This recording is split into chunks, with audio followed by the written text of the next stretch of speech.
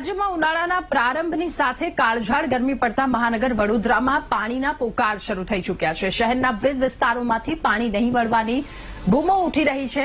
વડોદરાના ગોરબા, સુભાનપુરા, આજવા રોડ, વાઘોડિયા તેમજ કારેલીબાગ વિસ્તારમાં પાણી નહીં મળવાની ફરિયાદો ઉઠી છે।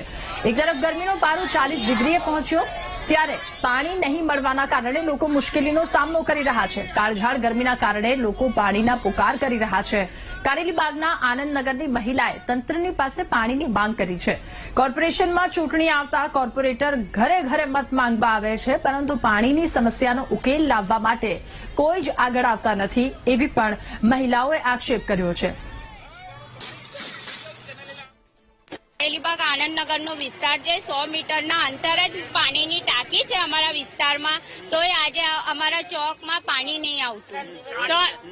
3 દિવસથી પાણી સતત આવતું નહીં। પાણી આવે છે તો એટલું ગંદુ આવે છે કે લોકોના ઘરમાં ઝાડા ઉલટીના કેસ વધી ગયા છે। અમારા ઘરમાં 3 દિવસ થઈ ગયા, પાણી આવતોય નહીં। કેવી રીતે ચાલવો છો પાણી? પાણી જેમ બોરિંગ થી લઈને વાપરીએ છીએ અમે। પાણીની ટાંકીથી અમિતનગર સુધીનો આ એરિયા વોર્ડ નંબર 7 માં આવે। પાણીની ટાંકીથી શરૂઆત કરો તો ગુલમર્ગ, દીપિકા 1, દીપિકા 2, અક્ષતા, આરઆર પાર્ક અને કુનિકા અને આનંદનગર આખું, એટલે ઓછામાં ઓછા 1 થી 1.5 ઘરોમાં છેલ્લા 20 દિવસથી પાણીની સમસ્યા છે। લોકોની સમસ્યાનો અંત આવતો નથી, માટે અમે આજે અહીંયા આનંદનગર હનુમાનજીના મંદિરની પાસે માટલા ફોડીને આ કાર્યક્રમ કર્યો।